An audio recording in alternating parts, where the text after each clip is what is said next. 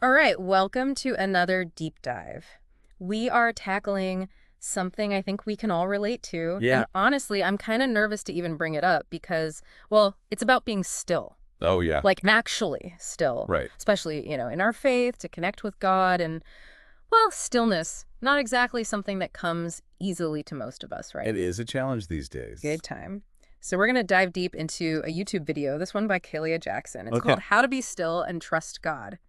It's got practical advice and I think some really powerful spiritual insights. So That sounds good. yeah, let's see what we find. All right. Right away, Kalia points out something. It's like our modern obsession, with entertainment Yeah. and how that like spills over, into our spiritual lives. That's it. And honestly, it can really, it can hinder us from really connecting with God. Mm-hmm. And she uses this example, it's so vivid, about like, just imagine Okay. you're in line, right, at the grocery store. Right. The wait is like forever. What's the first thing you do? Oh, pull out the phone. Exactly. Like, it's almost like we can't stand to have, like, a few quiet moments. Well, I wonder Yeah.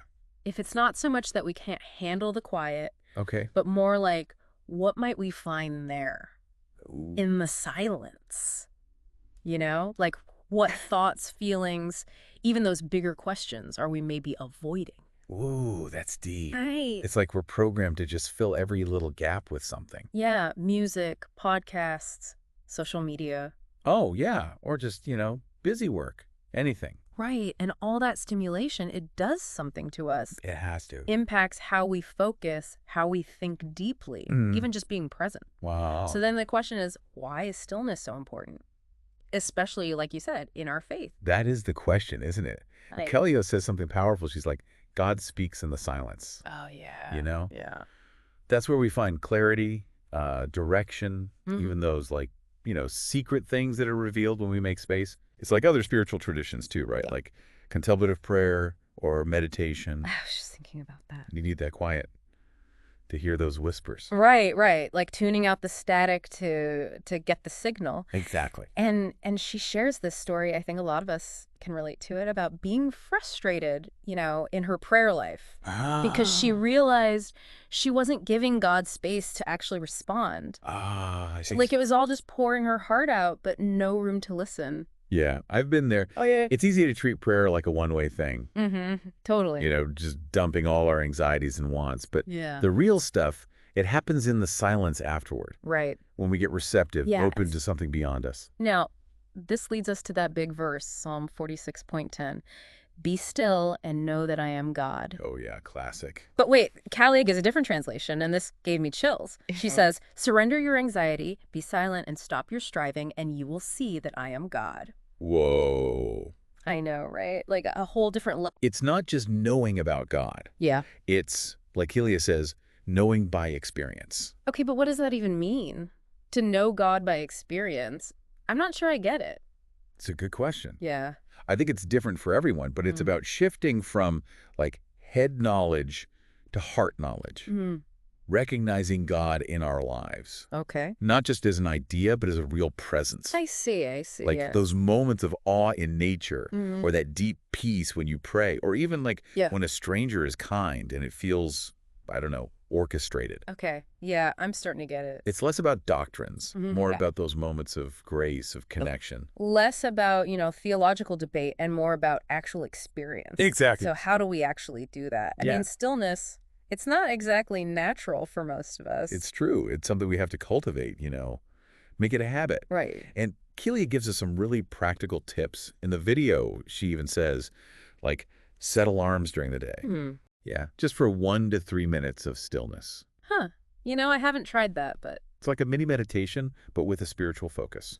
interesting. What about you? Have you tried any of her tips? I have, actually. Yeah. I started doing those silent car rides like she mentions. Yeah. I gotta admit, at first, it was hard. Really? Like the urge to turn on the radio, a podcast, it was strong. Bet. But I stuck with it. And you know what? Yeah. I started noticing things I never had before. The light through the trees, the birds, even just my own breath. Wow, like a mini retreat. Right. In the middle of the day. That's so cool. It makes you wonder what we're missing when we fill every second with noise. I love that she encourages us to actually pray for help with being still. Oh, yeah. It's acknowledging, like, we can't do this alone. It's a beautiful point. Yeah. Like, God wants that intimacy with us. He wants us to Mhm. connect. Mm. And stillness is one of the most powerful ways to open ourselves up. This makes me think about worship, how that plays into this whole stillness thing. Oh, absolutely. She talks about that in the video. She does, yeah. So is it the music or something deeper? I think it's about shifting our focus. When we worship, through music, prayer, Yeah. or just thinking about God, Yeah. we move our attention away from our problems Mhm. to something bigger. Right. It leads to awe, to humility, which are like essential for real stillness. It's like remembering who's really in control, Wow. even when things feel so chaotic. Yeah. And another thing that really stuck with me is Kylie talks about actually asking God for help with stillness. Oh, wow. Yeah. It's such a simple yet powerful thing. It is. Like acknowledging that we need God's grace to cultivate this. Totally. It's like saying, God, I want your peace, but my mind won't stop. Help. And he wants to meet us there Mm-hmm. in that vulnerable place. Right. And okay, one part that really threw me off. Yeah. Kylia says, be still can also mean to weaken. I don't know if I follow that. It's a fascinating take. Yeah. It gets to the heart of surrendering to God. Yeah. Because when we try to do everything on our own, Right. when we're always striving, pushing, Mm-hmm. it's like saying, I got this, God. I don't need you. I see. But when we admit we're weak, when we let go of control, Yeah. that's when we make space for God to work. Huh. So the real power is... It's in our weakness. Yeah. That's where God's strength shines. Like that verse, my grace is sufficient for you, for my power is made perfect in weakness. Exactly. It's not denying our limits. It's surrendering them, Wow. letting God fill the gaps. So stillness is not just being physically still, Right. but it's about surrendering our will, Yes. our anxieties, our need to control everything. Recognizing that we're not ultimately in charge. Mm-hmm. There's something bigger at work. Right. And when we embrace that, that's where we find true peace, joy. Stuff we could never get on our own. Exactly. This is making me think about all the areas where I'm clinging to control. Like resisting surrender. It's like that's what's stopping me from experiencing God fully. It's a journey we're all on, Mm-hmm. but the invitation's always there, to let go, surrender, be still and know. Powerful stuff. Thank you. Absolutely. It's like we think if we just try hard enough, white knuckle it, we can muscle our way into stillness. Yeah, but that's not how it works. Not at all. Kylie's point is that it's a discipline. Mm-hmm. Like anything else we want to grow in. Exactly. We got to work at it, be intentional. And I think that's where a lot of folks get stuck. They're like, well, I tried being still once and my mind wouldn't shut up. Right, right. Like it's supposed to just magically happen. Yeah, but it rarely does. Yeah. Especially not in our world with all the distractions. So how do we practice stillness? Because she even mentions setting alarms for it. Oh, yeah, the stillness alarm. I know, it sounds kind of weird at first. It does. Like, how can you schedule spontaneity? I know, right? But think of it like exercise, Right. You start small, those little bursts of stillness, Mhm. then gradually Yeah. you build up your capacity for longer periods, I get it. like training your attention to go inward instead of always being pulled outward. I like that, creating those mental pauses throughout the day. Yes, little mini retreats to reconnect. Exactly, with ourselves and ultimately with God. And the more we do it, the more natural it becomes. Right, right. You start craving those quiet moments, the spaces where you're just being... Without all the doing and achieving. Yes, all the consuming. And I gotta say, she gives some pretty practical tips in the video. Like those silent car rides. You actually tried that, right? I did. At first, it felt so weird. Really? Like, was I even allowed to drive without music on? I bet. But then, as I got used to it, yeah. I swear my senses just woke up. Like how? The light on buildings, how the landscape changed. It was amazing. So it wasn't just the lack of noise, it was like... It was like everything became more vivid. Wow. Like mindfulness, but on wheels. That's awesome. Okay, so stillness is not just for, spiritual stuff. Oh, no, it benefits everything. Right. Our well-being, the whole package. Plus, hitting reset for your nervous system. Totally. Even small moments can make a difference, I bet. Absolutely. You might find yourself more patient, more present. Right. More in tune with others. Exactly. Now, how about worship? Oh, yeah. Kylia talks about that, too. She does. It's key to this whole stillness thing. So is it the music itself or something more? I think it's about shifting our perspective. You know, when we worship through song, prayer, whatever, Yeah, yeah. we're not focused on ourselves anymore. Right. Our problems fade, and it's all about something bigger. Okay. It brings awe, humility, which are so essential for real stillness. It's like remembering that even when things feel out of control, someone else is holding it all. Right, exactly. And this part really hit me. She talks about like just straight up asking God for help with being still. It's so simple yet profound. It is. Like admitting, hey, I need your grace here. I can't do this alone. He wants us to ask. It's so freeing. It is. It's like, God, I want that peace, but my mind's racing. Help me. And you know, he meets us there Yeah. in that honesty. Okay, we've talked benefits, practice, even worship, but I keep coming back to that weakening part. Oh yeah, that one's a head scratcher. It is. It's like, how can stillness be about getting weaker? Well, that's where surrender comes in. Hmm. It's realizing that when we're trying to do it all ourselves, we're actually pushing God away. Oh. Like we're saying, I've got this, I don't need you. But when we admit we can't, that's when... That's when his strength can come in. Right, right. It's like that verse, my power is made perfect in weakness. Exactly.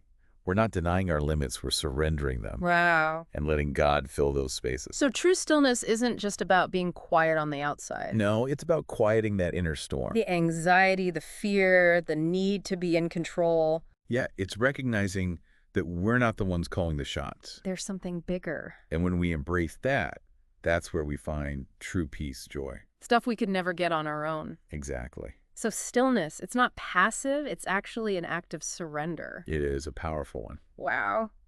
This is making me think about all the areas where I'm holding on tight, Oh, yeah. resisting that surrender. It's like that's what's blocking me from experiencing God fully. We all have those areas. We do. But the invitation's always there to let go, to trust. This is powerful stuff. Thank you. It's been a pleasure. I feel like, we've really gone beyond just the idea of stillness and gotten into like the nitty-gritty, Oh, yeah. how it affects our faith, even just how we live. Absolutely. So as we wrap up, what are some key things our listeners should remember? Well, stillness isn't a finish line. Right. It's a practice. Like, we're not aiming for perfect quiet. No, it's about making that space Mm-hmm. for God to speak, to guide us. So it's not about like becoming a monk who never thinks, Right. but just finding those peaceful moments in the chaos. Exactly. And we talked about some practical things, those alarms. Alarms. Yeah. Silent car rides, even just asking God for help. It's about finding what works for you. Yes. Your own stillness toolkit. I love that.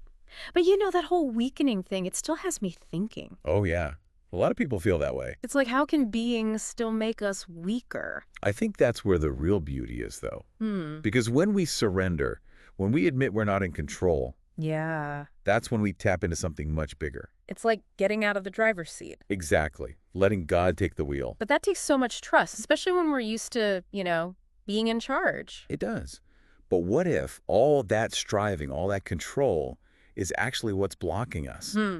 Blocking us from what? From God's peace, from his power working in us. It's like we're getting in our own way. Exactly. Think of those disciples in the boat during the storm. Oh. They were freaking out, rowing like crazy, while Jesus was asleep. And they wake him up, begging for help, and... He calms the storm with just a word. Powerful. It shows us that sometimes our strength is in letting go. So stillness isn't just about outer quiet. Right. It's about calming the storm inside us, too. The anxiety, the fear, that need to control everything. It's recognizing we're not ultimately in charge. There's a higher power at work. And when we embrace that... That's where we find peace, joy, beyond anything we could do ourselves. This has been such a great depth dive, so much to think about. It has. As we finish up, I want to leave our listener with something. Okay. Think about those areas in your life where you're holding on tight, resisting surrender. Mm-hmm. What would it look like to bring stillness there? Oh, yeah. What if, instead of pushing, you paused, breathed, and just invited God in? It might feel scary at first. Might. But in that stillness, in that surrender, Yeah. you might find strength, peace, guidance you never knew was there. Thanks for joining us on this deep dive into stillness. It's been my pleasure. We hope it sparked something in you to explore this practice and to find that peace waiting in the quiet space